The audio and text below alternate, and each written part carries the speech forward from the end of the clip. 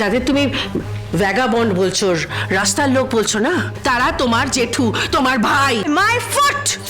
মৌলি, মৌলি, behave yourself. আমি তো ঠাকুরকে বলি, ভাগ্যিস ধনপতি সেদিনকে ওই সিদ্ধান্ত নিয়েছিল। কি সিদ্ধান্ত নিয়েছিলেন বাবা? ওই ওই ওই তোর তোর দায়িত্ব আমাকে দেওয়া, তোর দায়িত্ব আমাকে দেওয়া মা। এটা এটা তো আমার একটা বড় পাওয়া বল।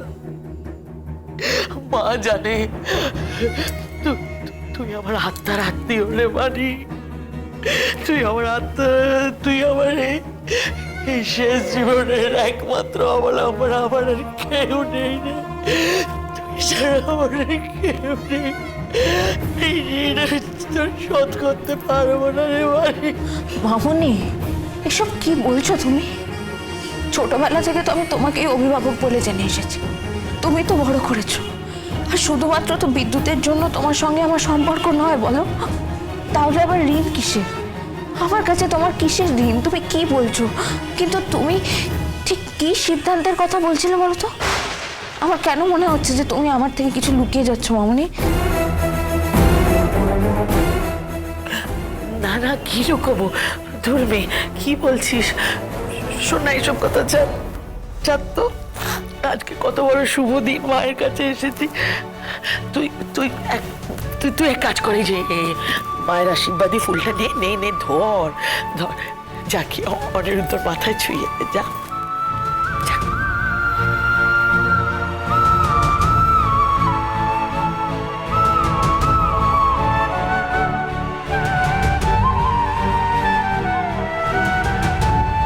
বাণীকে যে আমি কুড়িয়ে পেয়েছি এ কথা তুমি ওকে কোনোদিন বলবে না। কথা দাও দিদি, তুমি আমাকে কথা দাও। তোর কাছে দেওয়া কথা আমি ভুলিনি রে ভাই। বাণীকে আমি কোনাক্ষরেও কিছু বুঝতে দিইনি, বিশ্বাস কর। কিন্তু আমি জানি না আর কতদিন আমি এইভাবে লুকিয়ে রাখতে পারবো। সত্যিটা এক না একদিন তো সামনে আসবেই। আমি জানি না এই কথাটা আমার বলা উচিত কিনা। ওকে তোমাদের একটু শাসন করা উচিত ছিল মনে হয়, মানে তাহলে হয়তো ওর পক্ষেই ভালো হতো। না না, বাচ্চা মেয়ে তো, তাই রাগ একটু বেশি। এমনিতে কিন্তু খুব মিষ্টি মেয়ে। সে তো দেখতেই পাচ্ছি। নয়নতারা রায়ের শিক্ষায় যে কতটা মিষ্টি হতে পারে সেটা আমার থেকে ভালো আর কে জানে। কেউ না। এবারের আসল ওয়ারিশকে আমাকে খুঁজে বার করতেই হবে। বাবা, চলো উঠি। দাদারা উঠবি কি? কিছু তো মুখে দিলি না। আজ থাকবো, আমরা অন্য আরেকদিন আসবো আর কি। আরে